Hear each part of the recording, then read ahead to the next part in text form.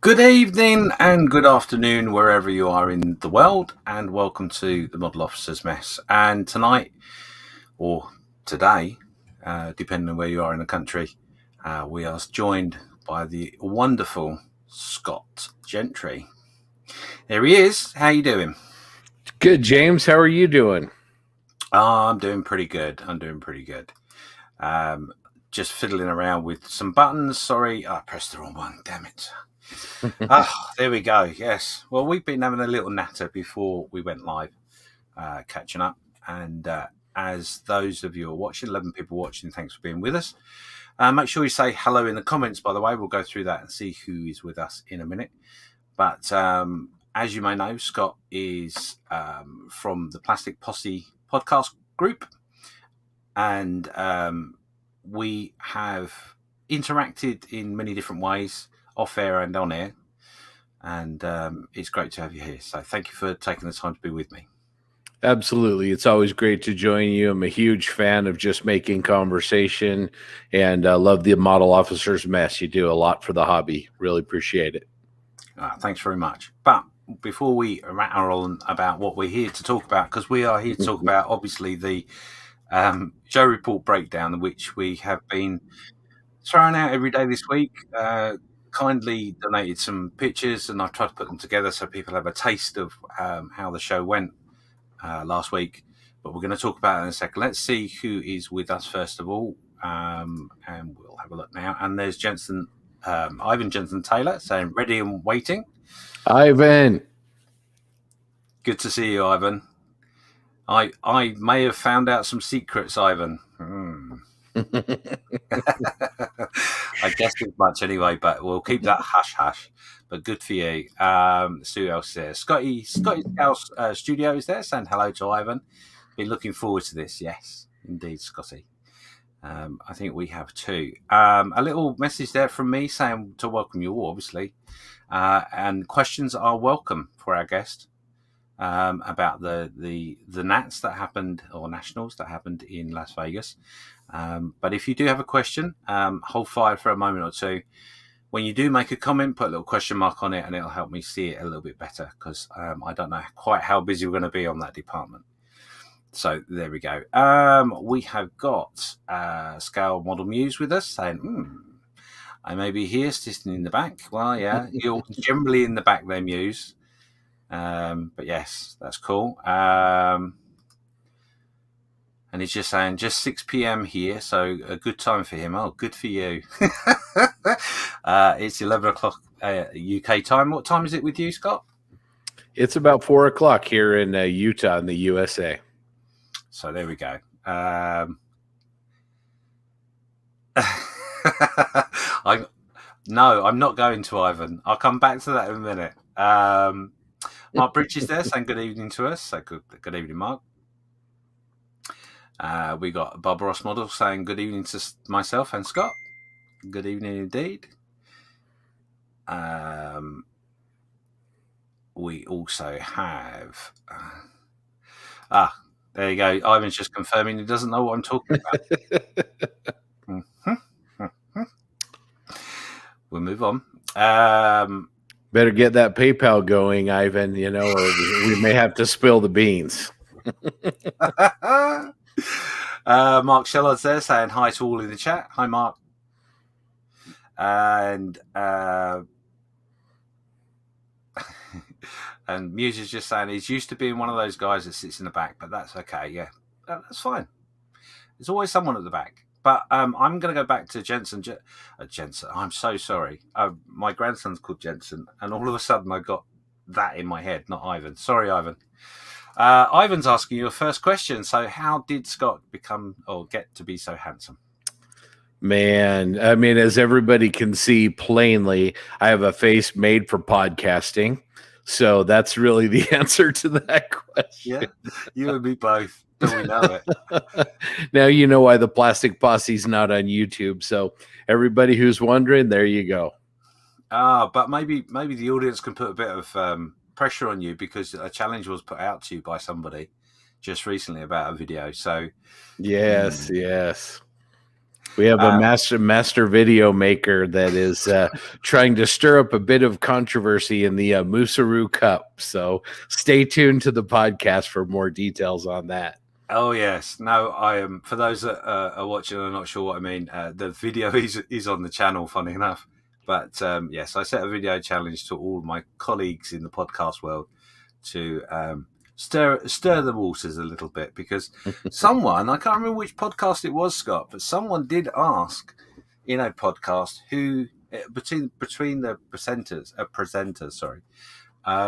who they thought out of the people that would be making the models would be the more competitive out of us all. Have you an opinion on that? Oh man, I don't know. Gosh, TJ, he's got a pretty good competitive fire. I think, Mike over there, a Plastic Model Mojo, he'll kind of sit back and say, oh yeah, I'm from Kentucky, I'm easy going. But I think he's got a bit of a competitive streak. And I know Godfather Dave is going to feel the pressure, because they've won 2 years in a row, and they've got all of us trying to steal that cup away from down under. So yeah, I'm not sure the Godfather is going to fall for my stirring of the waters to try and put them off, but it's worth a gamble.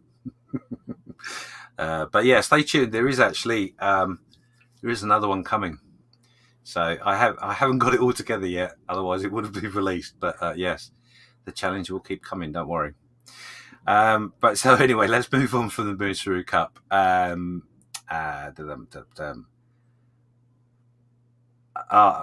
Mark, that's not a question for tonight. He's asking there, how long is a bit of string? Well, generally, if you hold one end and can't hold the other, it's longer than the distance between your arms. So, hope that helps. Is that metric or English units? I don't know. So anyway, there's 10 people watching. I'll be honest, I'm not expecting a great, enormous amount of audience for tonight because of the time. So thank you everyone that has joined us, and I hope we, in our conversation, will enlighten you a little bit about the Nats and about the hobby in itself. So let's not muck around anymore. So we're here to talk about the IPMS Nats that happened in Las Vegas last week. So first things first, how are you feeling? Are you still tired? I'll be honest, I'm still a little bit tired. Pretty good, but still catching up on the sleep because we did not do a lot of sleeping over there in Las Vegas. It was an absolute blast. And, just about the time we'd go to bed, Dave and Mike or some of the guys would give us a call. Oh, come on over, and we'd be up till 2:30 or 3 in the morning. So yeah, no, it was absolutely a great time, and not a lot of sleep, but that's okay. It's fine as long as you've got the time to catch it up. That's okay. Yeah. So, was this the first Nationals you went to, or? Yeah. Actually, all of the 4 posse members. I mean, John, he's been to 25 of them, but TJ, Doug, and myself, we were all first timers.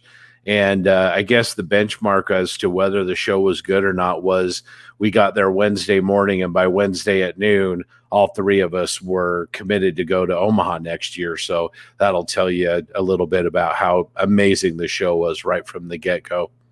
Yeah. I mean, I know from my experience when we have a show in the UK, obviously you're aware of, which is Telford. And I know when I went the first time, I went home thinking to myself, I don't remember all of it. I don't. I've missed stuff. I know I've missed stuff. And then when because we on this channel we do show reports, so obviously like we've done for the Nats, and you're looking at pictures and stuff on Facebook because we're in a wonderful world of media where people can share their experiences. And I don't remember seeing that. Have you had that feeling since coming back? Oh yeah, without a doubt. I mean, the vendor room alone, I'm quite certain if you could somehow measure it, it's the largest hobby shop in the United States for those 4 days. Uh-huh. And then, as I was mentioning to you before we started, over 3,000 models in the competition room and several hundred more in the display only room. And so, certainly no lack of anything to do. And then, we had seminars going on, separate meetings. The posse was able to go over to Nellis Air Force Base, visit the petting zoo, which is all captured Cold War era Russian hardware. And that was amazing. So yeah, there's just too much to do in a day, even at 16 to 20 hour days like we were doing. So you went to the petting zoo, did you? We did. It was fantastic. Yeah. It was like we were like 4 little boys on the playground, sitting in MiG-29. They had a couple MiG-23s. They had a Hind gunship, and then a whole bunch of armor, T-55, T-72, just all kinds of really incredible stuff. And most of it, I've never had really access to a lot of the Russian stuff. So it was pretty great. And then John's cousin was a fighter pilot, and so we got to do other things where we weren't allowed to take pictures, which was a lot of fun too. Just anyway, enough to geek out about for weeks to come, I'm sure. Great memories. So I've got to ask, out of the 4 of you, I assume all 4 went, you right? Mm-hmm. So out of the 4 of you, who was sat in the driving seat or the pilot seat doing the pew pew pew sort of noises? Was there anyone? Well, if you, I don't know that we had any pew pew noises, but if you look in the pictures on our Facebook page, we've got an album. I think TJ and Doug spent a little too much time holding the AK-47s and the rocket launchers and such. So you could check those out. See, decide for yourself. I didn't try and sneak it down the pants or anything, no. No, no. A lot of the people out there are armed, so you try to stay afoul of any trouble. Yeah, probably a good move. We got a question there from from Ivan. I've done it again. Oh my god, he's going to kill me. So, a question about the Nats. With it being your first Nats, did it meet your expectations, or did it exceed them, or fall short? You know, I have to say, and we'll drop a podcast next week if you want to hear us all geek out about it and everything. But it just completely exceeded my expectations. You know, we were joking around with John and with Dave Goldfinch from Plastic Model Mojo, because those guys, you know, for a whole year now have been rah, you're gonna love Nats, and we were all kind of thinking, man, maybe you built the expectations up, but you know, I don't know if you've ever been in a room with over 3,000 models. You know, for me, it was the first time. The biggest show I'd ever been to was about a third of that. And so that was pretty awe-inspiring. But, you know, getting to meet all the other podcasts and the people, you know, that you follow on Facebook and social media from all over the country. And we did have a few people from outside the country as well. But yeah, just Ivan, it just exceeded my expectations in every way. And like I said, all four of us will be at Omaha, and so will Ivan, or we will be sending people that are strong and large, Malcolm, and we will be doing things to Ivan to make sure that he does not make that mistake again. So what you're saying is Malcolm's going to turn up and put a hood on him and take him to a mystery location. Yes, definitely. Probably somewhere outside of the UK, but we better not say any more about that for right now. Anymore, no. Yeah. He might end up in the moors or something and be very confused. But yeah, that's great. So obviously the venue makes a big difference to a show. What did you think about the choice of venue? I mean, that's a hard question to answer because obviously you didn't go looking at other venues to see whether one would be better. But what did you think? Did you think it met the expectations of the what was the Nats was about? Yeah, I think so. I mean, as far as being comfortable and having enough room and really laying the red carpet out for the IPMS guests, I think the Rio Casino did a great job. I can't say anything but great things. And Joe Porche and Bob Lamasaro and their team really did a great job working with them to make the venue really maximize how great it could be.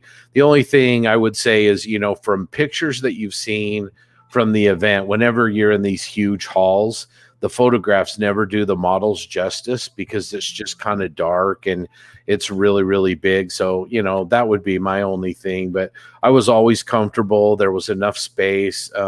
Temperature was great. There's, you know, a lot of restaurants. So, yeah, from that standpoint, it was really a home run. So, obviously, with this crazy couple of, it's nearly 2 years now that it's all been going completely ballistic, the world. Were there restrictions put on the show in that relation to COVID? Yeah, we had a couple of noticeable impacts. First of all, Clark County, Nevada, where Las Vegas is, had a mandatory mask order. So we were all required to be masked up at all times inside unless we were eating. That was the only exception. And the other thing is, unfortunately, there were some great vendors that were not allowed to travel to come to the show. You know, Tamiya, Edward, Zukimura, some of those companies that were planning on being there, unfortunately weren't there. But Bob and Joe did just a fantastic job of kind of at the last minute rearranging things. They gave extra tables to the vendors that could come. And, you know, the vendor room certainly was not short of choices for purchases. That's for certain. Cool. Okay.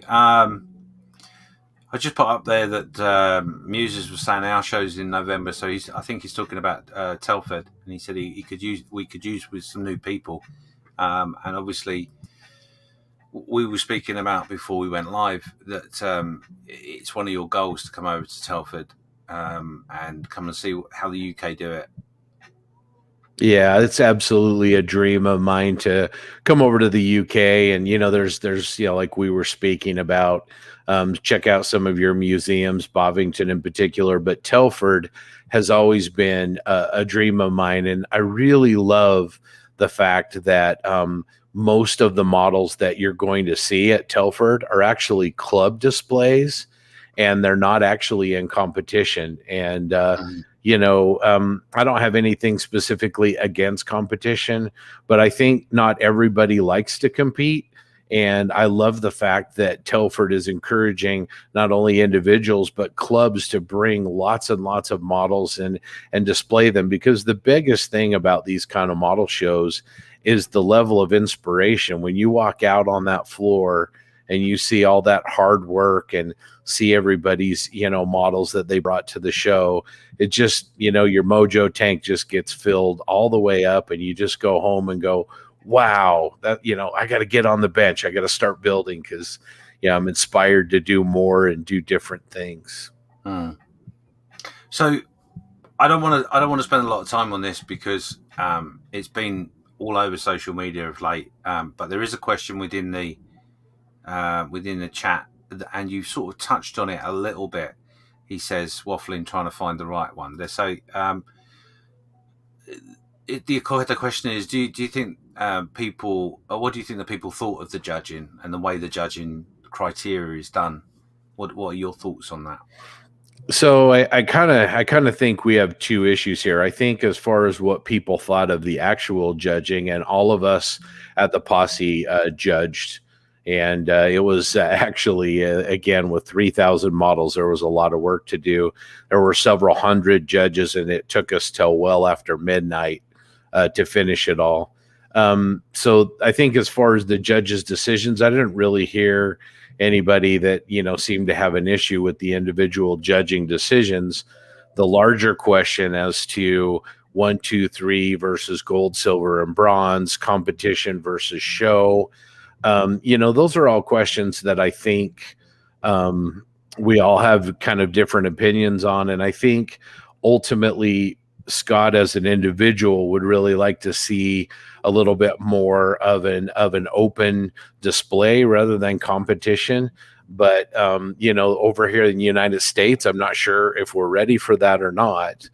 But with what we had, I certainly don't have any negative thoughts about the way that it happens. It's just when you judge that many great models, a lot of people aren't going to be placing that there's only going to be 3 models in each category. So that is a bit of a downside. But anyway, sorry to be a politician on that. No, but no, it's fine. And I'll be honest, I sit, so if I'm honest, I sit on a similar sort of fence, if you like, because I've been fortunate enough to enter a couple of competitions, and I've been fortunate enough to win some prizes.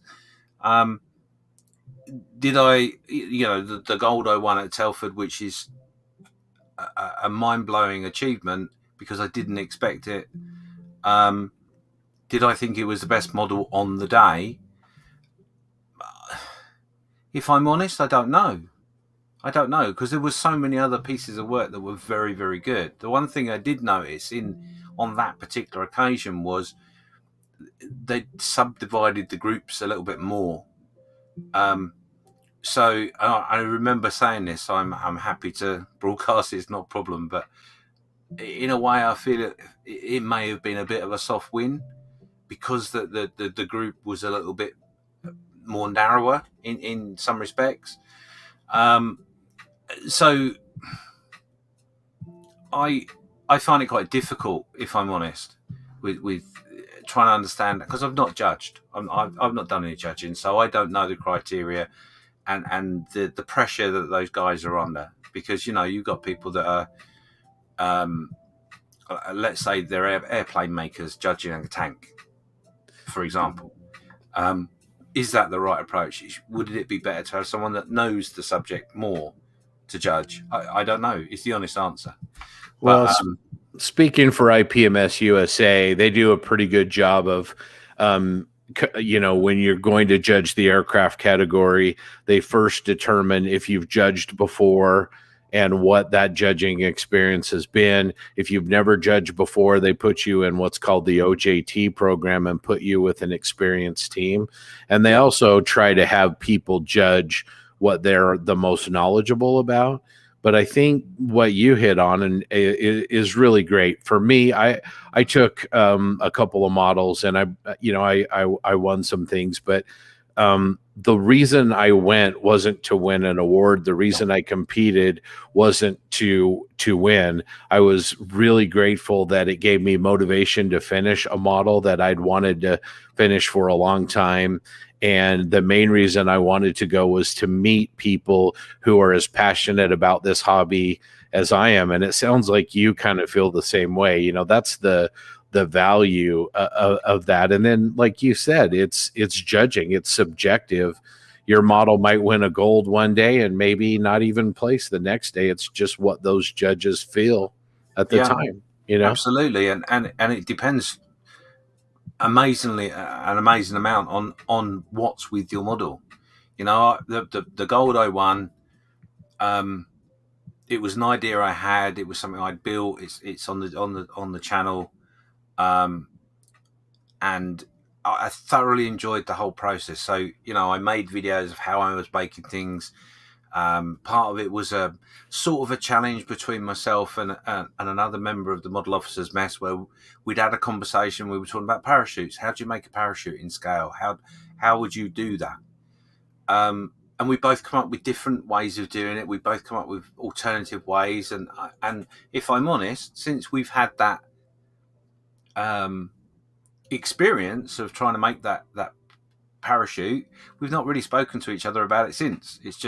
It was, well, I'm not quite sure how you do that. What do you think? And, you know, so I was fortunate in that I made a model that exceeded my expectations as how it would be. And I enjoyed the process. Taking it to a show and winning a medal, yeah, it was icing on top of the cake. Don't get me wrong. I'm not belittling that in any way, shape, or form. But I do understand quite clearly that if the groups on that particular occasion had been a little more mingled together, there's a strong possibility I wouldn't have won gold, and there's a strong possibility I wouldn't have won anything, because the quality of some of the models are mind-blowing. You know, anyone that enters a competition, don't be wrong, I can't think of an example where I've been to a show and seen a model in a competition and gone, oh, what are they thinking? You know, they're all excellent quality, all showing technique and thought processes that, you know, if you stand there and look at it long enough, you can take some of that stuff away from you, and like you say, just be totally inspired to go home and try again with your next projects. And I think we forget we're so lucky with so much going on in social media, with people sharing what they're doing and how they're doing it and all that sort of stuff, and YouTube and all those sort of things. It's all part of the process of your journey in this hobby. And I know, and I hope Ivan doesn't mind me saying this, but I know Ivan's entered into competitions and not unfortunately been successful. But his build, one I'm particularly thinking of, his build at that stage of his journey was the best he could do, but also was phenomenal, absolutely phenomenal. And he, like so many people that enter competitions, that he felt disappointed. He felt that there wasn't a recognition, and I think this is the last thing in which I would wrap the judging part up with, is that you know, having a place, so 1, 2, or 3, and replacing that with a commended or a highly commended. Do you think that's something that might work better? Yeah, the aspect of, say, amps, I'll bring that up, where they do a gold, silver, and bronze, and they're judging your model. It's like playing golf. Instead of competing against other golfers, you're competing against yourself. And that's kind of the approach. Is, you know, you might have 3 golds in one category, and I certainly, see the merits of that, versus when you're competing against other modelers, you might have two models in front of you that are both, had they both been constructed marvelously, they've both been finished to a very, very high degree, and ultimately a person has to make a subjective decision based on what's in front of them to say this one is a little better than this one, and and everything. But I just want to kind of bring that back around and say, I think if you're thinking about going to Telford in the UK or another model show, please go. I recognize not everybody can go, but number one, you're going to be contributing to the community as a whole, because there's that social aspect of placing your model on the table. And I promise you, somebody's going to come up to you and say, James, how did you do? That's marvelous. How did you do this? Tell me, because it's wonderful. And so there's that part of it that's so important. And the other thing is just a model show kind of makes what I'm going to call a hobby that's 2D, because we see digital pictures online, we see digital photography. It makes that into a 3D, because I promise you, as good of photographers as there are out there, all my co-hosts brought models that I'd seen on the internet lots of times. And when you see those models in person, they look much better than they do. And irregardless, again, of the photography, they're much nicer in real person and in real life. Yeah, you're spot on. There are also, I'd add to that, there are some models that just don't work as a picture. Yeah, I would agree. I mean, I'm thinking of the entry I made. It is in a picture frame and it is a box frame, but a picture, to try and get that into a picture is a nightmare. Yeah. One, and two, you can appreciate the depth of what's going on and the sentiment, if you like, a little bit more in person than you can through a picture. And what we've got to remember is, I mean, I've got off on my love, which is with dioramas. But I guess this is the same with anything, really, is that every piece that's made is making a statement of some description. The diorama obviously has got a bit more sentiment, maybe a bit more story behind it, and you might not get all of that in a picture. But you've got to say, some aircraft or tanks, depending on how they've been made, can do the same thing, right?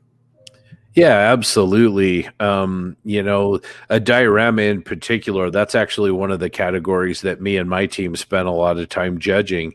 And when you have a large piece on the table that has several vehicles and several people, or, there was one I judged that was Middle Earth with Gandalf and Bilbo outside of a hobbit hole, but it was large enough that, you can appreciate it in a photo, but when you actually see it in real life, there's a certain visual impact and a story, like you said, that's being told that just impacts you differently upon seeing it in real life rather than, a two-dimensional photograph on Facebook.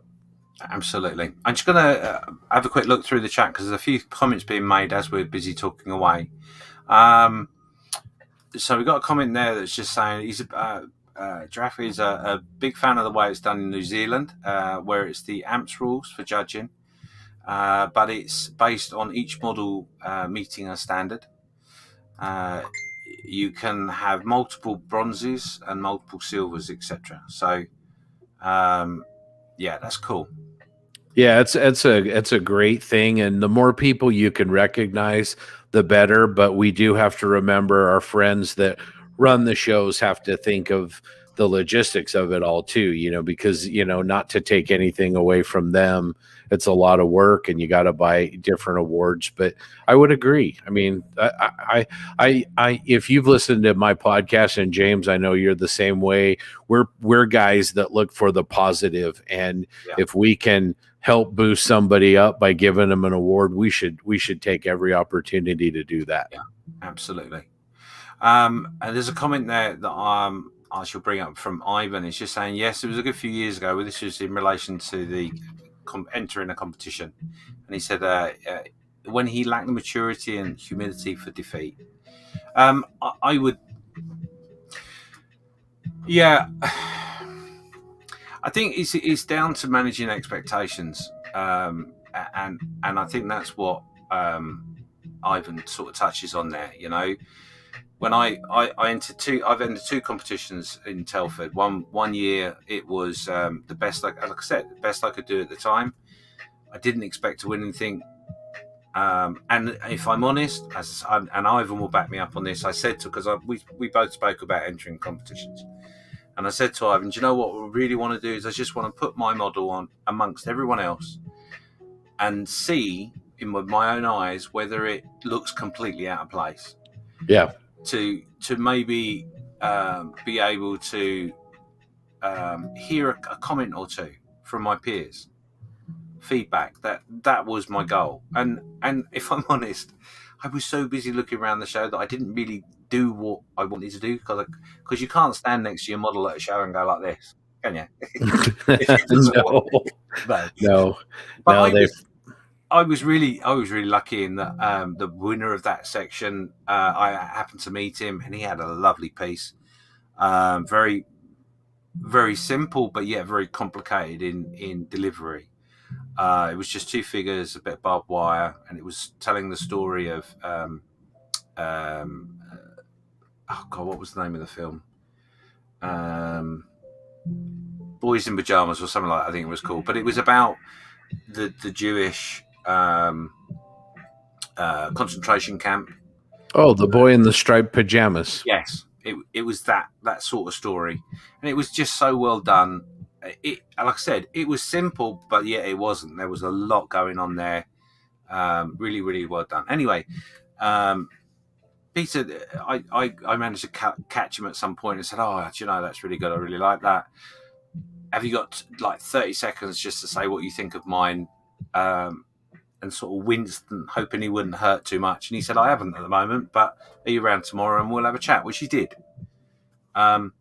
And he was really kind. He pointed out a few things. He and I think that the reason I'm mentioning that is because it's very similar to what you said, and most modelers is, if you take the time to talk to a modeler, they'll explain how they got that effect on the tank, how they got that base on the groundwork done the way they did, and on all those sorts of things. Most modelers are happy to share. There is a debate, obviously, that there are some, what's the phrase that was used, some gatekeepers out there who don't want to share. Well, that's fair enough. But most aren't like that I've come across anyway. Yeah, I think most modelers are very kind and engaging. The one thing I would say about judging is no matter what system is being used, I personally would love for the judges to be using kind of a standard scorecard that gives a modeler some feedback so that they can take the experience and use it to grow and to get better. And then to circle back around to something that you said earlier, I think there's great value if you go to a model show, throw your hat in the ring and judge, tag along with the judging team. I promise you will learn a lot about being a better modeler, and also what those judges are looking for, so that you can, use that modeling show as a real experience in your own personal journey. And, we all want to get better. We all, it's a journey. We all want to take a step. And that's the key. I think you're right. I mean, the one thing I will say about Telford was that, when I spoke to the organisers and said, "Can I look at the scorecard?" They gave me every access I could have wanted, so I could see where I dropped points and bits and pieces. But I think from a personal point of view is that I didn't really understand how the points were given to start with. So you know what I mean? I dropped a point here, I dropped a point there, but I'm not quite sure what did I do wrong. So yeah, something that would give feedback, I think, would be beneficial. But again, with that, it's the perception of the person who's judging. And that doesn't mean it's 100% right. It's just an opinion. So it's no different to having a chat, is it? So, you're right. It's difficult. So this judge, you said you were doing judging at the show? Yeah, we did. Yep. And was this your first time to do the judging? No, I've actually judged for probably 20 years at Ah, IPMS regional shows. okay. So I have a bit of experience doing it. Yeah. Ah, cool. Okay, so I know who to talk to now. Now I need some inside information. I'll be sending you pictures. What do you think? What do you think? Tell me more. Cool. Okay. So going back to the Nats, because I'm not going to go back to the judging. We've done that bit. And yeah, people will have an opinion after the event. But let social media do its thing. That's fine. So back to the event. Numbers of people visiting. I mean, obviously you touched upon the fact that there was 3,000 plus models in the competition area, but how about the actual people visiting? Were the numbers high, or what do you So think? Difficult. yeah, it's difficult to say. I was a first timer. I'll just say I was afraid a little bit because of COVID and the Delta variant that it was going to be more lightly attended than it was. There were a lot of people. It was very well attended. I don't know the numbers, but again, obviously with that many models, there probably were at least several thousand people at the show. So it was, I would say it exceeded my expectations. I mean, I know a little bit of insider information that I know the raffle was well attended. Yes. They did. And they ran out of raffle tickets and had to go and buy 3,000 more. So Yes. that's got to tell you something, right? Yes, definitely. The raffle was, whoever did the raffle, I can't remember the gentleman's name down there, but just it was very, very well done. And one thing, I mean, obviously I wasn't there, but one thing in which I gleaned from what I've heard was the way the raffle was done was superb in the fact that you weren't, your number was pulled out and then you were asked what out of the gifts would you like? Not this is what you've won. Yeah, that was really terrific. And they had kind of a standard category and then kind of, I guess you'd call it a high roller category. You could buy the cheaper tickets and then pick your prizes from that, or you could pick the little bit more expensive ones. And, obviously the kits were bigger and nicer and shinier. So Cool. Okay. So talking about the kits and stuff, and you touched upon it earlier about the vendors. Were there a lot of different vendors? A lot of what do I mean by that? What was the selection like in the vendors? Selection was really good overall. I think, if you were to sort of classify it, you'd say most of the vendors were going to be from the States because of COVID. We didn't have a lot of the international vendors that, Tamiya and Edward and companies like that weren't able to come. But there was like, for instance, Master Club Tracks from Russia was there. And there were two huge U.S. distributors, Kit Links and Andy's Hobby Headquarters. And I think, as you know, Andy's Hobby Headquarters made a huge new kit release announcement while we were there, and that caused a huge amount of a buzz. And he had two test shots there that he shared, and that was great. We had a decal vendor there that had 25,000 sheets. And then we had cottage kit industries, we had tool providers, we had paint manufacturers were there. Is a really good variety, and there certainly was not a lack of things to take your money for sure. So yeah. So going back to that announcement, the big announcement, just if anyone's missed it, what was that announcement? Yeah, so DOS Work, which is a kind of a recent company that does mostly armor, announced a 1/16 scale Stug 3 Ausf G. And, it's a great subject in 1/16 scale. And the pre-order price is $99 US, which for a 1/16 scale tank is incredible. It has photo etch, a metal barrel, it has workable suspension and workable track links. I mean, normally a set of track links for a 1/16 scale tank is going to cost you the better part of $100. So it's really terrific. Now it was a test shot. So, there's been a lot of sort of bandying about, well, this was missing. And, Andy, I did a video and posted it on our Facebook page, and Andy was very careful to say, guys, this is a test shot. There's still a lot of little details to add. But I think to get a kit like that with the aftermarket features for that kind of price represents certainly a tremendous value. Yeah, I'll be honest, I'm quite cross with you. You didn't send me a message. I thought I'd get in there before Ivan, because I'm sure Ivan would have chapped your arm off for that as well. Well, Ivan is well connected. I mean, never underestimate Ivan. So. Okay. That might explain some other things I've picked up from Ivan recently. Bless your Ivan. Sorry, I'm not picking on you, honestly.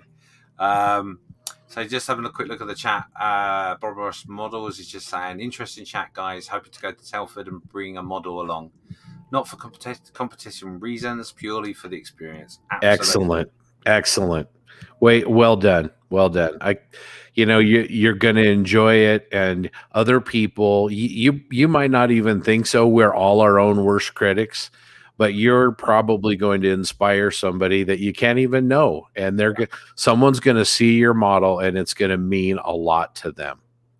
And that actually, do you know what? That's a beautiful way of saying it, because when you go to these big shows, you're experiencing this right now, is the fact you've gone home, you've been inspired by something you've seen.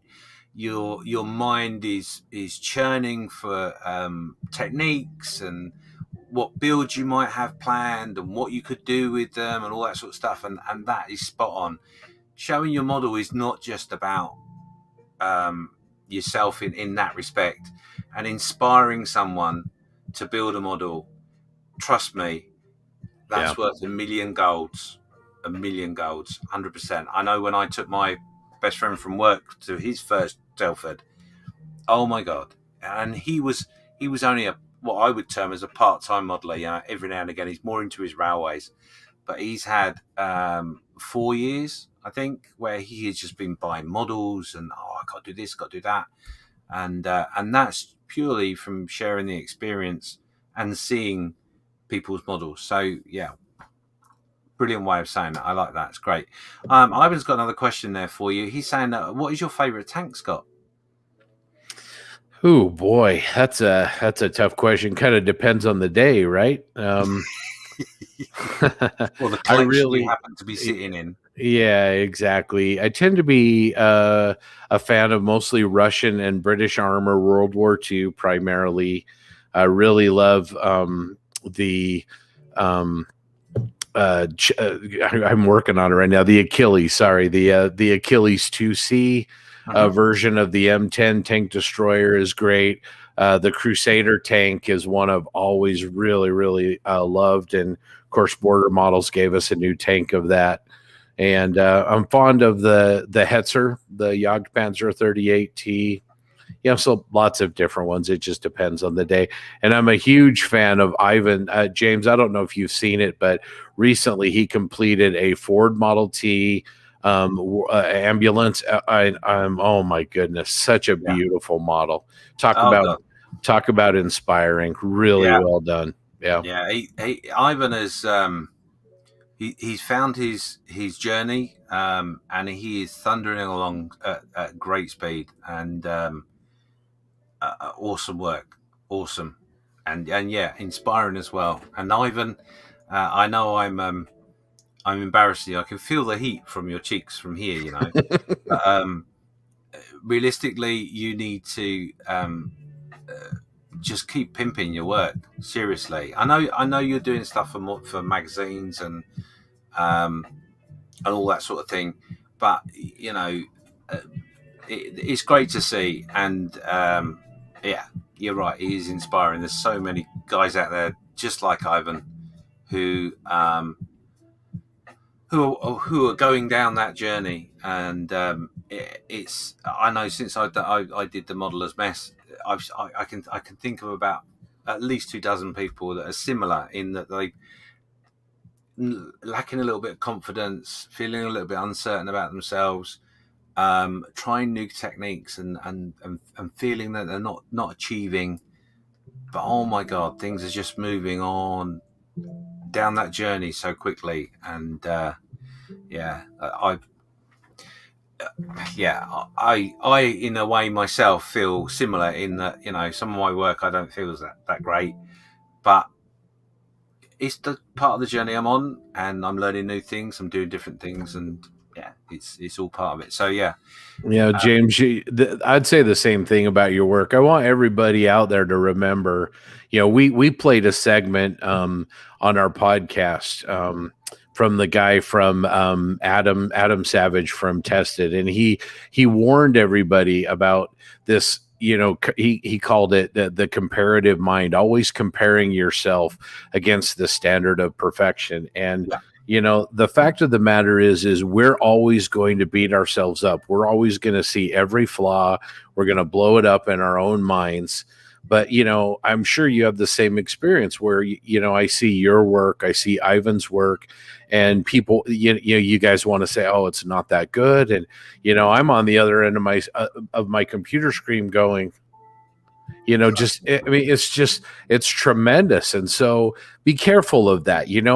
There's nothing wrong with wanting to get better. There's nothing wrong with wanting to improve, but don't lose that focus. Don't beat yourself up. Recognize that each model is a journey, and each one contributes to your experience as a modeler, and, have fun with it, Absolutely. And I mean, I'm one thing I would say to that, in that journey that people out there are watching this make it.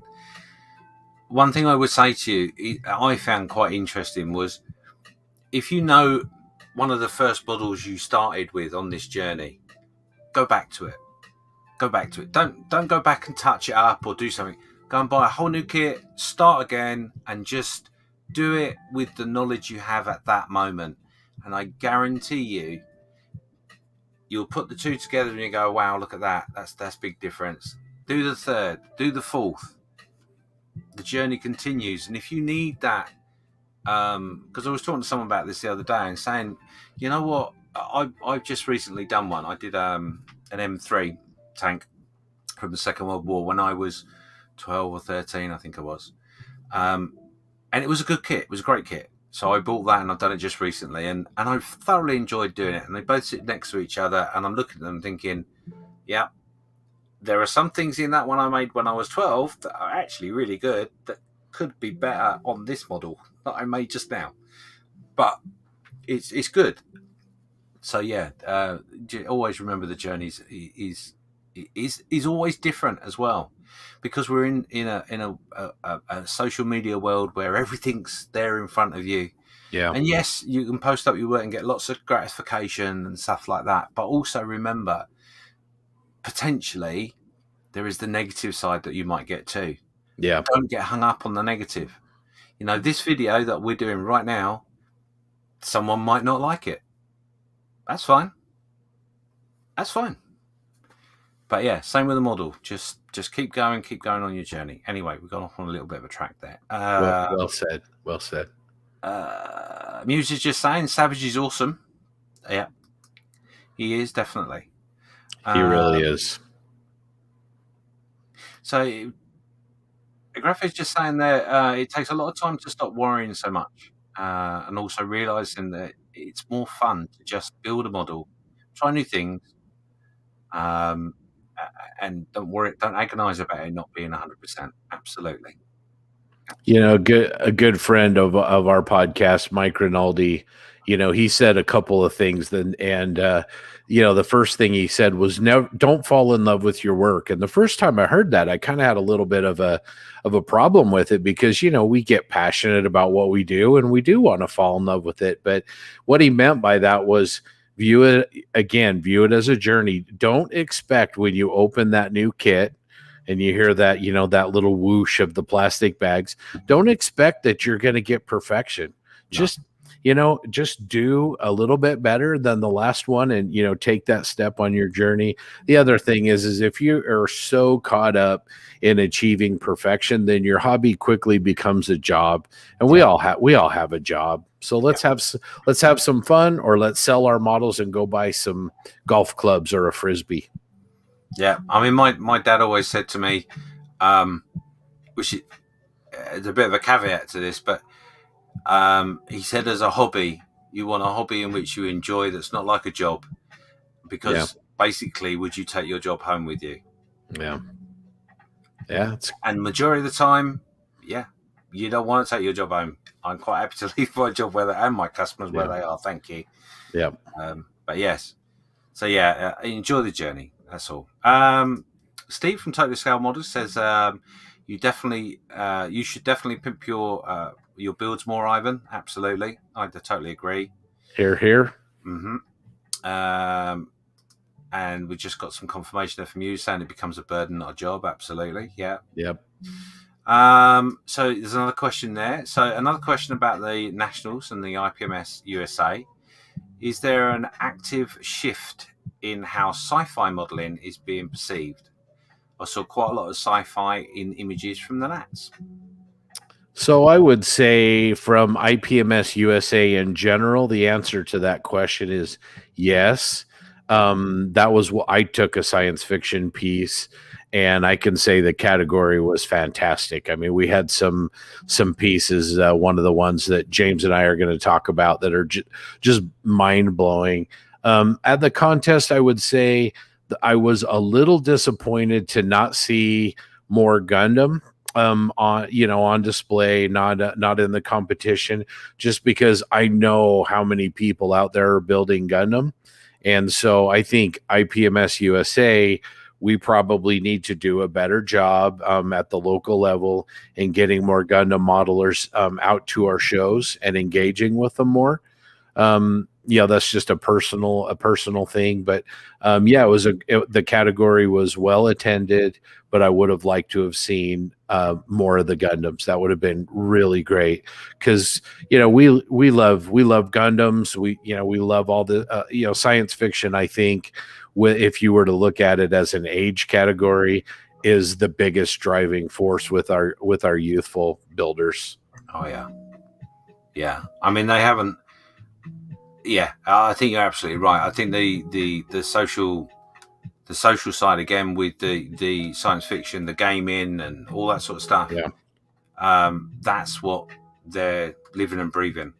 People of my age were probably brought up on war films and.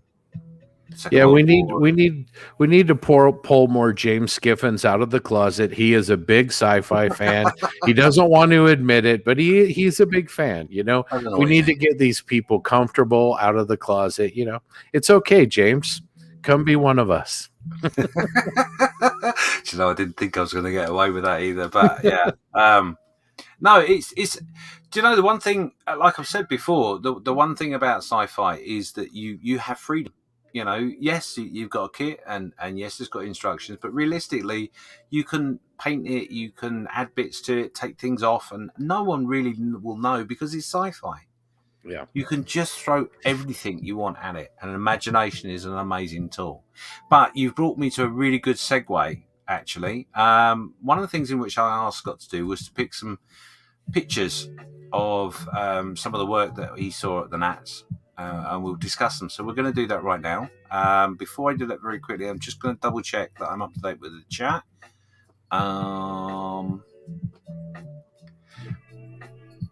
I've got a Facebook user there, which I can't see right this second who it is. I think it's Colin Patterson.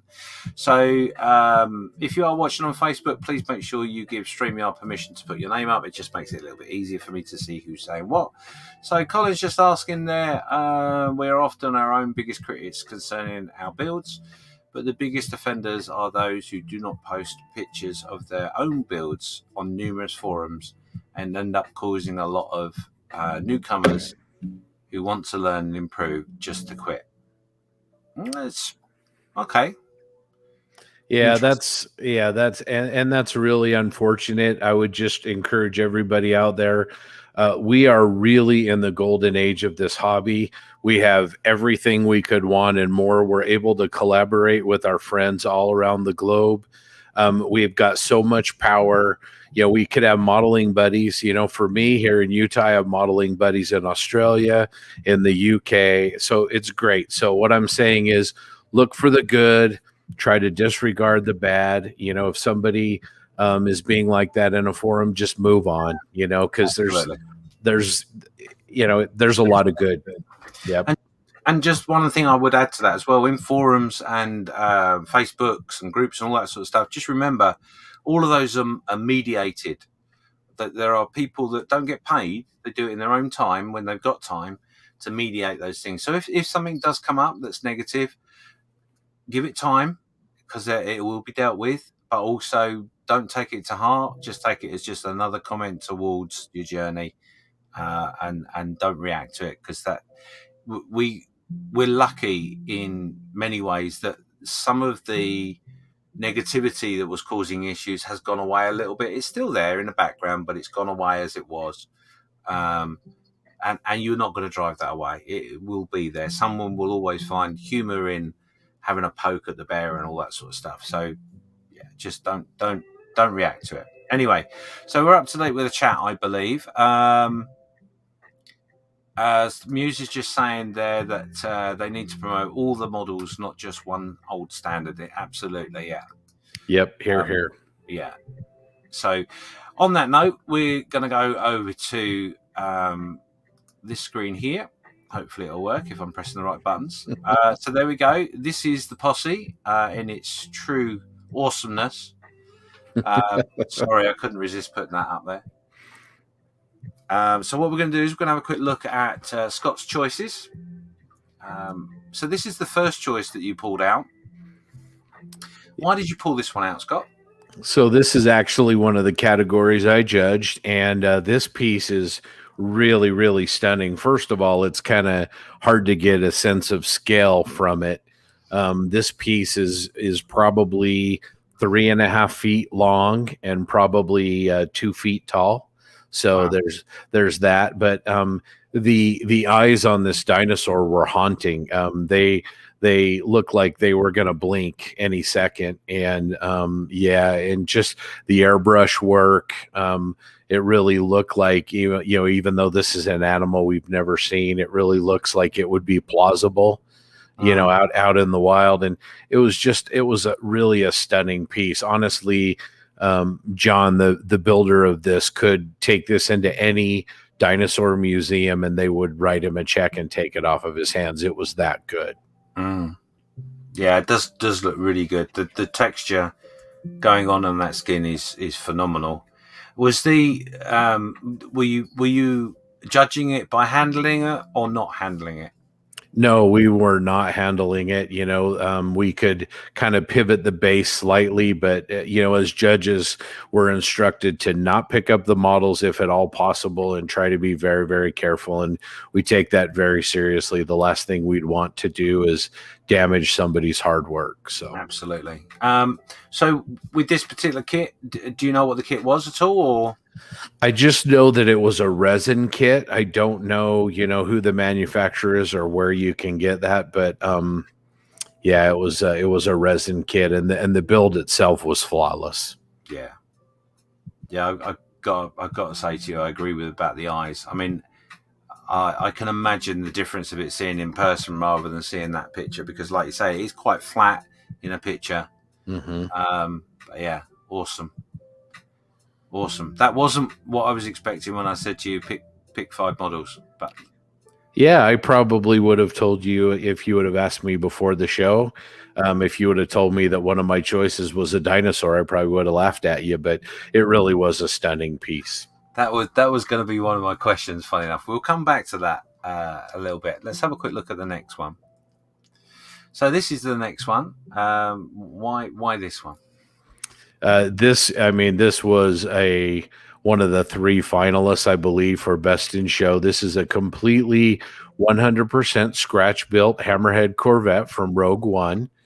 And again, a model that you really need to see in person to appreciate. But every window was if you looked inside, the crew was there, the instruments, everything was lit.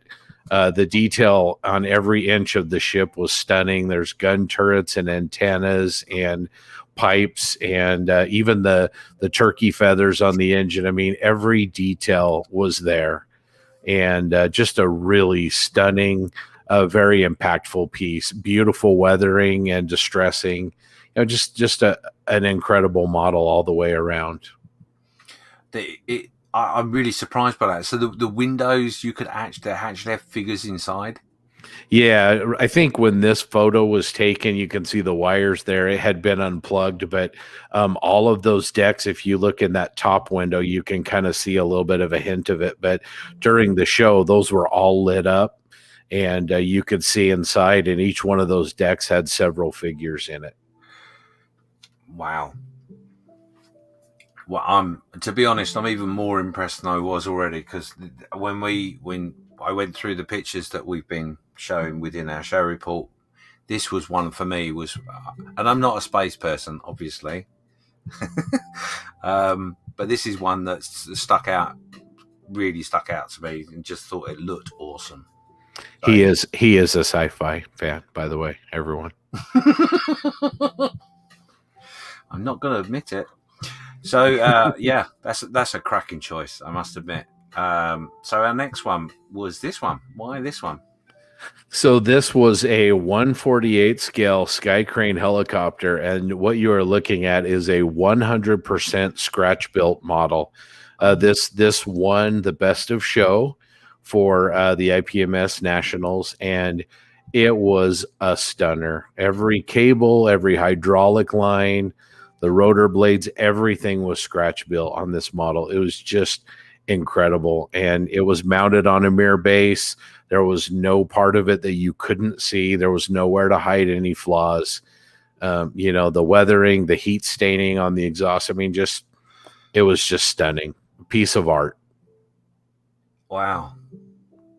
And do you know what it actually says on the label behind it? It's scratch built, and I didn't even click on that at all. Yep. Didn't notice. Wow. Yep. Scratch built, 100% scratch built. Oh man, that's phenomenal. Well, that's brilliant. Let's go to the next one. This was your next choice. Yeah, so this is a 1/48 scale short Sterling, and at first glance, you might not think, well, there's nothing very special about it, until I tell you that this is a vacuform kit. Oh, and wow. I mean, just unbelievable job.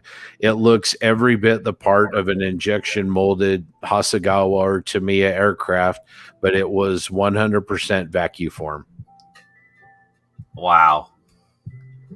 See, this is what I love about why I've done this, is because those bits of information you wouldn't have known. And I'll be honest, when I do, because when I didn't say this to you at the time, but when you sent me the pictures, I was like, wow, I didn't expect him a dinosaur. That's a bit weird.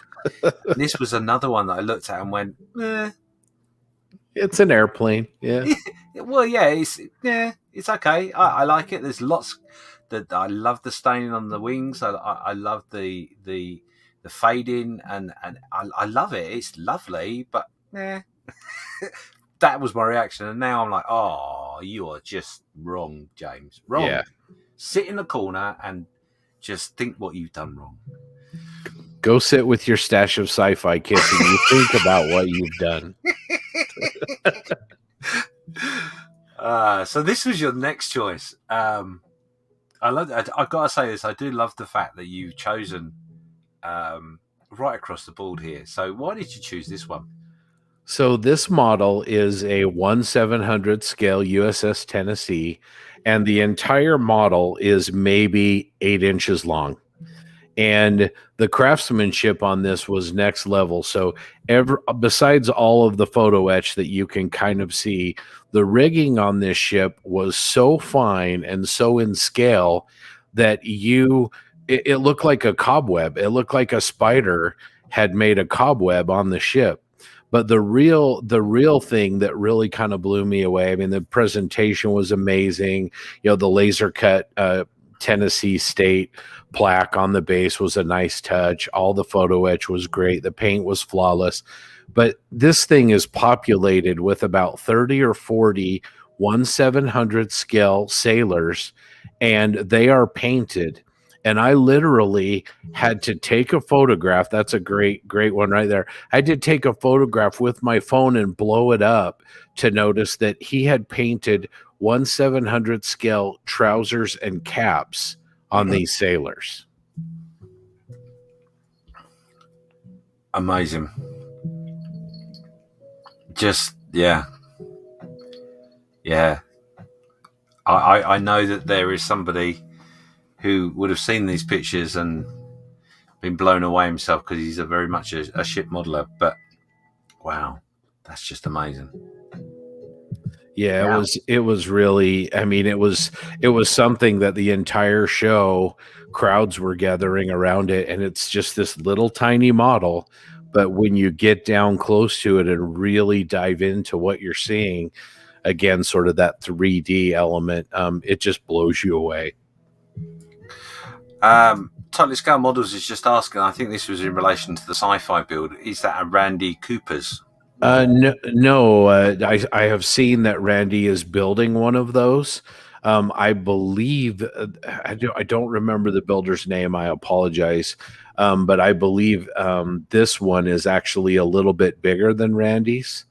But yeah, very obviously same subject, but yeah, different builder and different. You know, both of those are scratch built, I believe. So. Amazing. I was just saying that the Sterling is huge. The video really shows it for its actual size. So, yeah, it's again, it's just another great way of emphasizing the fact that you need to go to these model shows, not just to support the vendors, to support the chapters or groups that are hosting them, but to this sort of inspiration and finding this sort of information out about these models is just. I can't impress upon people enough how much effect that can have on your journey. So it's well worth doing. Yeah, I would agree. I'm not already going to read that out, Steve. It's just saying I've got more kits than him. So yeah, we'll move past that very swiftly. Travis Thompson is saying, I see you can 3D printed passengers for the Titanic build. Yeah, indeed. Cool. I've lost count. Was that your 5? I can't remember. Let me take a look here. Yeah, I think we got all 5 of those. So okay, cool. So I've picked out a few as well because I didn't want to just put you on the spot, but we'll have a chat about these. He says if he presses the right button, not that one, this one. So this was a build I picked out. What did you see this? I did. It was really, really well done, and very, very creative, and it was very nice. Yeah, I picked this out because I've actually seen this. I believe it's a kit, and I think I've seen this kit. There is a market out there for this sort of thing, which I didn't know about until very recently, and they are very expensive kits, mind. But the only thing, again, harping back to what we were saying about visiting the shows, is these pictures don't really give you all the information you would need. And if you saw it at a show, it would have such massive more impact. But I just love that. I think that's just phenomenal. I really do. Yeah, I would agree. I think it was well done. I don't remember anything standing out on it, but I think that represents obviously a lot of work. I think Zukimura has quite a few kits that are kind of based on this stringer and former, substrate type of builds. I mean, you're looking at about $250 worth of kit. Oh yeah, plus, yeah. At least. So, I mean, I don't know what extras were put on that. I don't know about the person that built it, so I apologize if anyone does see this that built this. So, congratulations, by the way, very good. Yeah, very good. Yeah, it's the other reason I picked it as well is because I would think this would be something in which someone judging the category might not give it the same love and attention that maybe it deserves because it's what it is. Do you think that would be right or wrong? Yeah, in a perfect world, certainly not. You judge a category, you judge all entrants, equally, and you use the criteria for that category. So, irregardless of the subject, I suspect that the real world application, we're all human beings. There probably is a little bit of a preference for one thing or another, but I can just say I didn't judge this category, but in the categories that we had, we tried to make sure that internal preferences were never taken into account. We judge construction, fit and finish, decal application, all those types of things. Yeah, indeed. Yeah. So my next choice was this figure. I just love the metalwork and the way it just pops. It's just awesome. Yeah, the figures were really impressive, as were the automotive subjects. They're categories that I don't know as much about, but the entrants were just amazing. And yeah, this piece was even more, I think, impactful in person. It's really, really well done. And if I could just take a minute to go on a tiny tangent and say the category that really surprised me was the juniors category. And it was the strongest juniors category I've ever seen. A lot of the models in that category probably belonged on the table with all of the adult competitors. It was really encouraging to see that level of work being done by the juniors. Do you know, I'm glad you mentioned that, because it's one of those things that's said quite a lot, isn't it? That the hobby's dying. There isn't people coming up from the younger generations, etc. And I got to be honest, I don't share that. And what I've seen from juniors, there are so much work that I've seen in junior section that I've thought to myself, oh, if only I could achieve that. And I've been modelling since I was 12, and not all the time, obviously, but yeah, you're right. It's just phenomenal. So let's have a look at the next one. This one. Again, the reason I picked this was because of the intricatness of the build. It just impressed the hell out of me. Yeah, it's a gorgeous piece. I'm a big fan of the radial engine Focke-Wulfs, and this one was really, really great. I do not envy the aircraft judges. As with most IPMS USA contests, that's where the majority of the builds were. That was the largest category by far. So yeah, I mean, it's a beautiful piece, certainly worthy of being up there, and I'm just glad I didn't have to judge that category. No, I would agree with you, and I think aircraft is similar in many competition areas. There's always a lot of aircraft. Yeah. But this one particularly, the exhaust staining and the multitude of colours going on in that engine just blew me away. Blew me away. It's beautiful. And to be honest, the one thing in which I hadn't really noticed until while I'm saying this is that actually, do you know what? I didn't really notice the chipping too much. I was so taken aback by the engine. I mean, the whole build's lovely. Don't get me wrong; it's a beautiful build. But yeah, I've not really looked that closely at this. The other bits around it. I'm just so blown away by that. Yeah, look at the subtle chipping on the leading edges of the propeller blades. Yeah, and at the base of the spinner cone as well. I mean, there's some really beautiful work that's been done here. Oh God, yeah. I can imagine there is not a detail that's not added to that in some form. And you're right, and it's funny. It's funny you should say about the propeller. That's exactly why I made that statement. It's because I'm just looking at it now and going, "Oh wow, I didn't notice that." Yeah, awesome. So my next choice was this one. Yeah, this is actually. I know. Yeah. It's weird, since you don't like science fiction at all. There was a lot of Maschinenkrieger on the table. In fact, TJ from the Posse won a medal with an MAK suit that he brought. Mm-hmm. But I really like that giraffe pattern suit a lot. And all of the pieces in this category were really, really well done. And what I love about the Machine Krieger is it encourages a science fiction build where there are no real, rights and wrongs as far as paint and finish, but it kind of invites you to bring some aircraft and armor from our world into it, because they aren't really like far off futuristic sci-fi. They're more like gritty, this could be us in 100 years kind of pieces. Or even before our lifetime finishes. Yeah, exactly. Yeah. So I like this because if I'm honest, obviously we've got the Mooseroos Cup coming up, and I've got a plan in my head that I've been trying to figure out and picture more than just that's in my head. And both these figures have helped me realize that what I've got in my head is going to work. So that has inspired me massively. So excellent. Yeah, thank you so much for whoever built that. They are beautiful, absolutely beautiful. From someone that doesn't like sci-fi. Yep. High compliment from a non-sci-fi guy. Okay, let's move on. So again, funnily enough.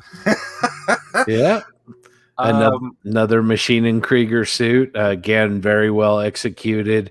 Armor style chipping, weathering used on the piece all around.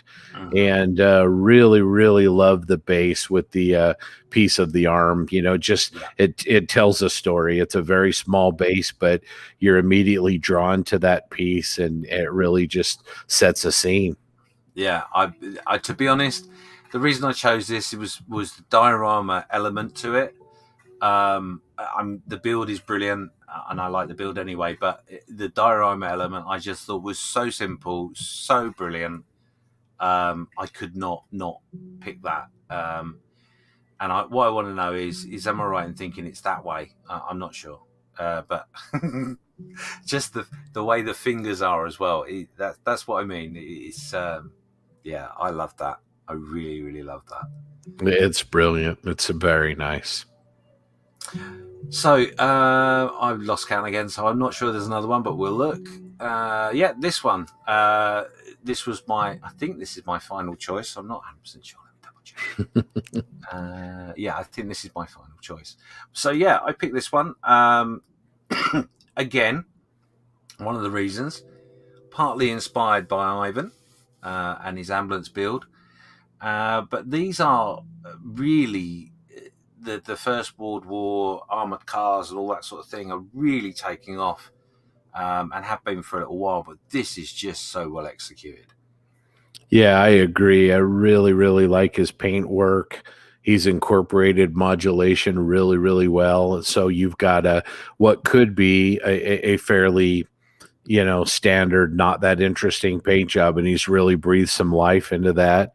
He's captured the early rubber tire look. The early World War I tires tended to be quite a light gray, almost a white color. He's done that really, really well, and it's a very strong build. So yeah, it's a nice piece. Yeah, beautiful. I love that. Now I'm just going to double check that is the last one. I'm pretty certain it is. Oh no, this one. There is one more.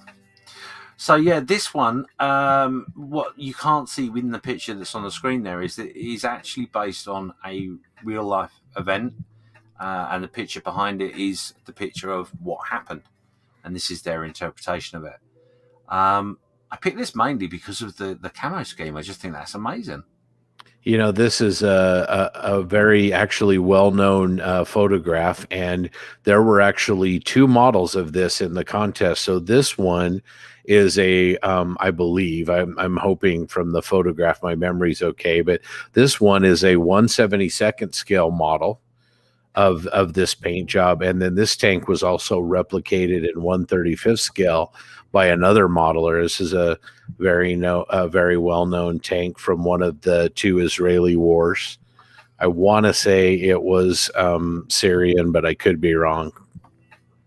Really nice. And the camouflage on both of the models were executed, and you can see the frame.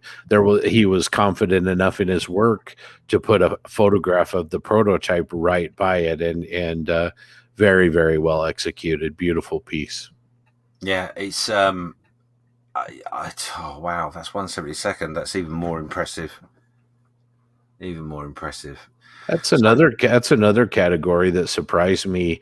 1/72 scale armor is really increasing in popularity, and there was a lot of it at the contest, and it was. You hate to be cheeky, but I mean, there was quite a lot of it that was finished commensurately with the 135th and 148 scale armor pieces. Mm. And that's a massive compliment, because I got to be honest, I didn't think that would be 1/72. Yeah. I wasn't even sure if it was 1/35. I certainly wouldn't have. It wouldn't even cross my mind. Wow.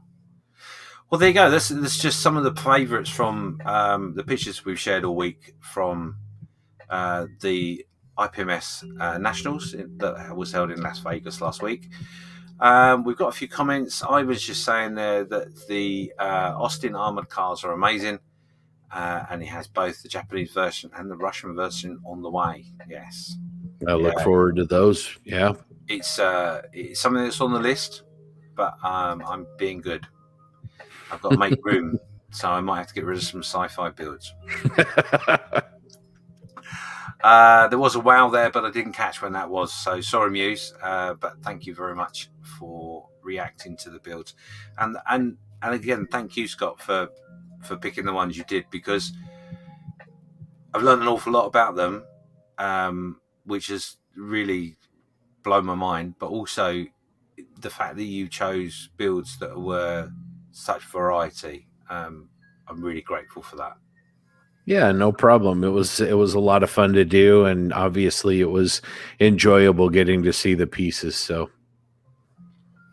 cool. So let's go back. I've just got a couple more questions about the Nats, and we're probably heading towards the end now. So, guys in the chat, there's 11 of you watching. If you want to ask some questions from Scott, please pop a question in the chat, in the comments, with a question mark at the beginning, and that way I can make sure I can see them. But until that, you have to, I'll give you the opportunity to do that while I ask a couple of questions that I've got. So, to be honest, we've covered quite a lot, quite a lot of the stuff. But one thing in which intrigues me more is, how's your wallet?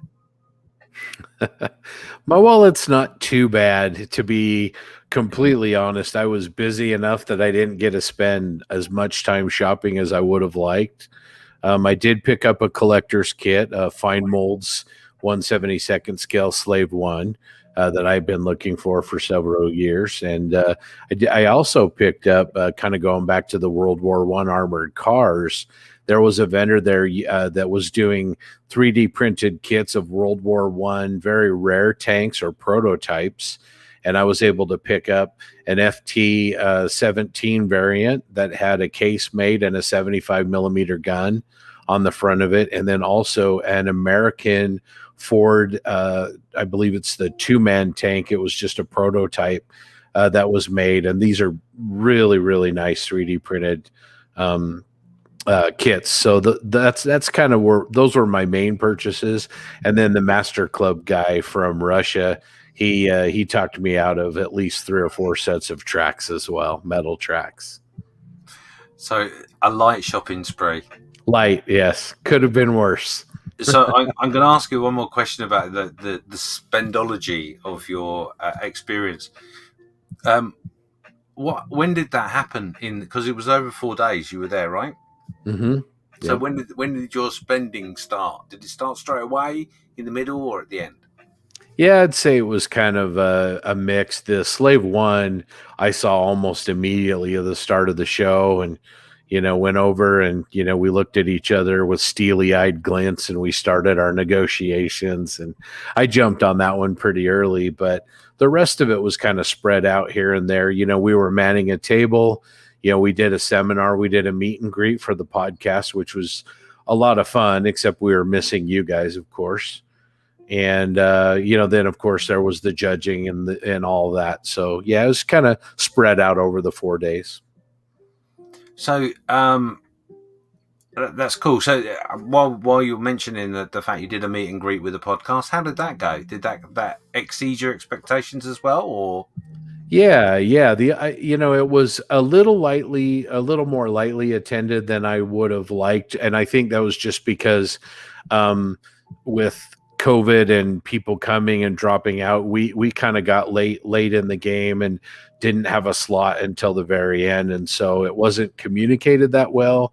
But the people that came got to meet all of the model geeks, all of the posse, and Plastic Model Mojo, as well as Jim Bates, who does the Scale Canadian TV YouTube blog. Yeah. And people just got to ask us about, what we do and why we do it. And it was a lot of fun. So if we can, arm wrestle you guys to come over for one, we could throw you guys in the mix.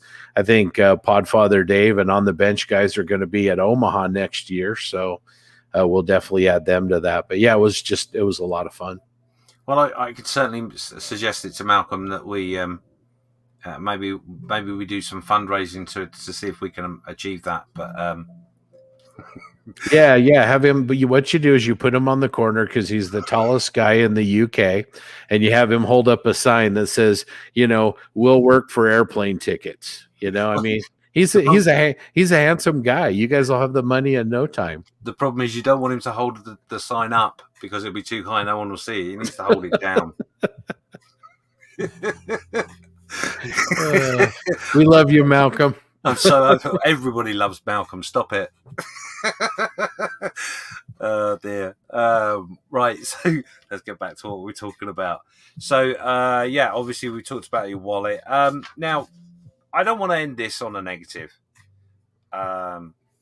Because first of all, I've really enjoyed. I mean, I can't believe we've been talking to each other for an hour and a half, but it's very similar to our off-air meetups with the podcast from time to time, especially the last one. That was, I can't remember what time I went to bed, but it was far too late. But so yeah, as I said, I don't want to end on a negative. But was there? I mean, Ivan's funny enough touched upon it in the chat there in the comments. He said, "Was there something that you didn't like about the Nats? Was there something in which you felt had a derogatory impression or something towards the event?" Not really. I mean, I'm going to say it wasn't great wearing a mask because of COVID, but it was better than not having the event. It was a little hard to hear people sometimes. So, that's just the reality of the world that we live in right now. I'm not the world's biggest Las Vegas fan. The casinos are, kind of what they are. And, some people like them, some people don't. But I'm really nitpicking here. Bob and Joe and the IPMS Las Vegas people to put on the show they did in the environment that we're in, dealing with everything they had to deal with. I felt right at home immediately. They're a great bunch of guys. They hit it out of the park. And like I said, by Wednesday by noon, all of us three-timers on the posse, we all said, yeah, we're going to Omaha. I mean, we are definitely going next year as well. So it's really hard to find something we didn't enjoy. That's good to hear.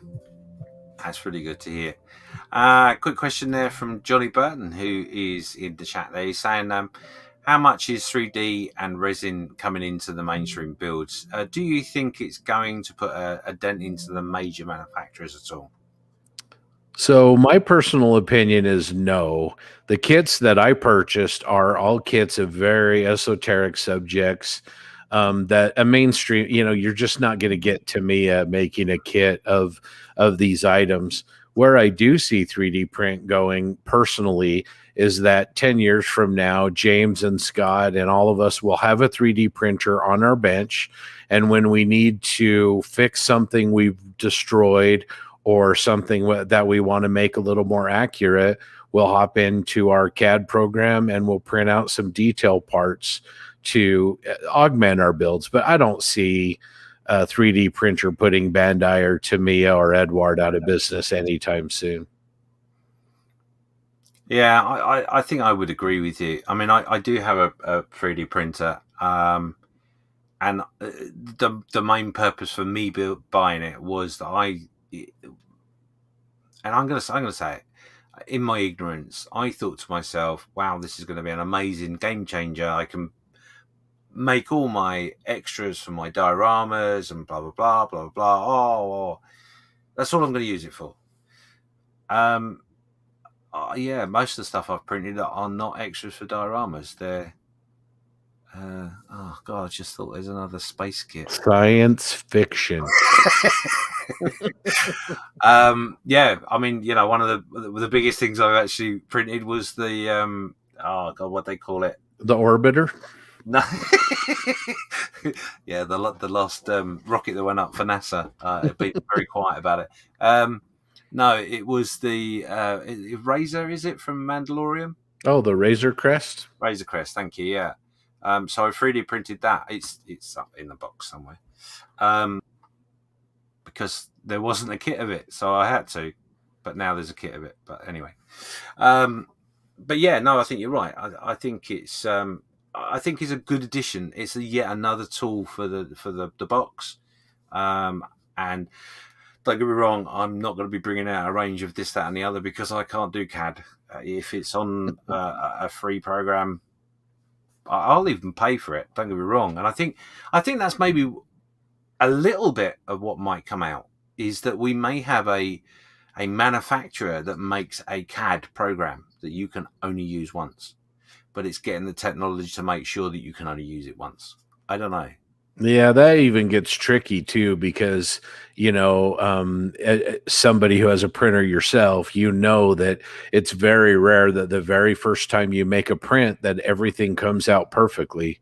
Yeah. And so a lot of times you need a couple of prints you have different resins and, there's a lot of variables and if you start sharing software out there, somebody's going to find a way to share that with their friends and, Johnny, that's right.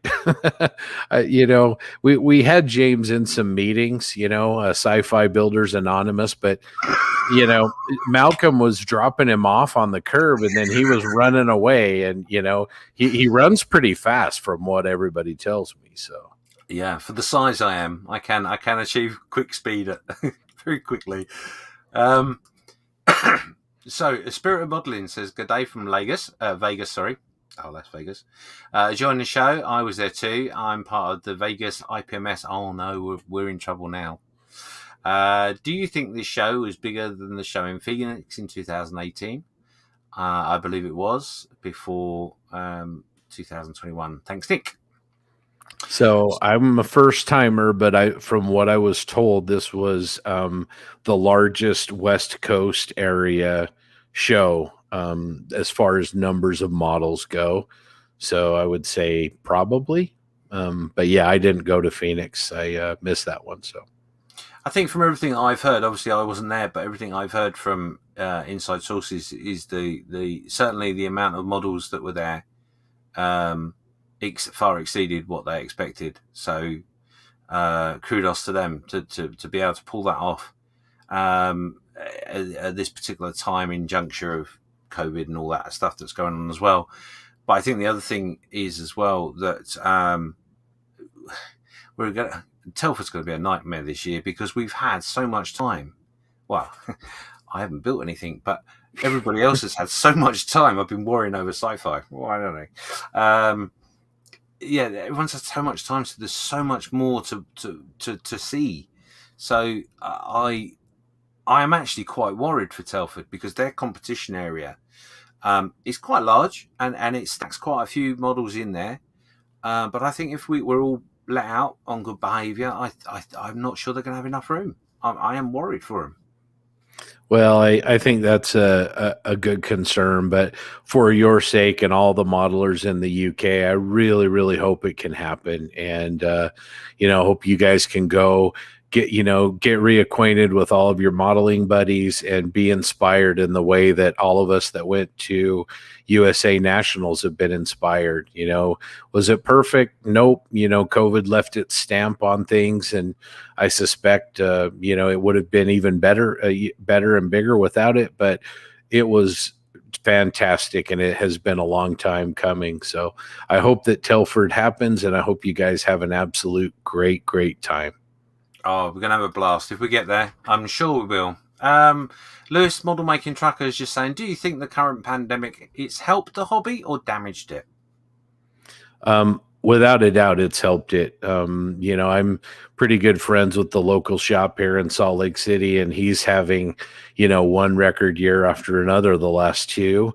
And what I've seen is not only is it bringing new modelers to the hobby, but it's bringing more so modelers that had gone away from the hobby. It's brought them back because they've needed to, do things at home. And so, James, I don't know how your podcast is doing.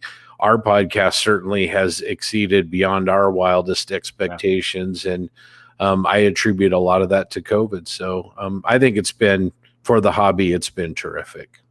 I think with the podcast side of things, I can only mirror that sentiment. Malcolm and I are completely blown away, really, that anybody wants to listen to us ramble on. But I think with the podcast, I mean, I didn't know anything about podcasts, funny enough, until I started one. I didn't listen to any other podcasts. I'd listened to one, and it was very interesting, but I didn't really know how it fitted in with what I'm doing. But I think because of the pandemic, we've got the time in a way to sit at the bench, do a little bit of work, and to have that extra in the background chat going on. I think a lot of people have, like myself, have gone, actually, do you know what? That's a really good idea, because that's one of the biggest problems. I've got a lovely space here, but I've got a television just there, and if I'm not quite in the mood, I might put the telly on, and then I'm starting to watch a program. I might go onto the History Channel, but then I've got to watch what's being spoken about. So the podcast falls great into that ability to help you tune out of what's around you, your surroundings, and it strangely makes you concentrate on what you're doing. So, yeah, I think for answering Lewis's question, the pandemic has had an enormous positive effect to the hobby, to the community as well. Actually, I'd go as far to say, because a lot of communities have been standing by themselves, and now there's a lot more acceptance and moving together as one big community. And I know you'll agree with this with the podcast, the fact that we're all talking to one another, and every now and again we'll have a Zoom call. I'm not invited that often because they don't like me, but yeah, it's another part of the journey that I never thought would be part of it, so I think the pandemic has helped in that way. And I think there's a lot of people starting the journeys, like you say, that have been modelers before maybe, or just needed to find that spare moment to be able to get away from the children or work environment. Because if you're working at home, which I would find quite difficult myself, because you're never away from work. So maybe you need that avenue to get away from work. So great question, Lewis. I love that. So, John is just saying there that everybody is just looking for an excuse to get the hell out of the house. Oh, absolutely. And Telford is not only the best excuse, but we are probably in the only time that our partners will say, "You want to go to Telford? For Christ's sake, get out of the house and go to Telford." So I can see sales at Telford being absolutely terrific. But there you go. So anyway, Scott, we've been chatting for nearly 2 hours, and I could chat to you for another 3 or 4 without question. Absolutely. I'm going to wrap it up at this point. 12 people still watching. I've seen a few names come and go. Thank you very much. We got a good freaking evening, gentlemen. Oh, on the way to the hospital. Oh my God, really? I hope you're okay. Yeah, hopefully you work at the hospital. If not, God bless. Yes. Send me a message, because now I'm a little worried that you would have put that message up. So, yeah, keep me posted if it's not work related. But anyway, yeah, I'm going to wrap it up. It's been absolutely amazing talking to you. I really, really enjoyed this. And I think we might have to do something similar again soon, and maybe get the other guys in as well.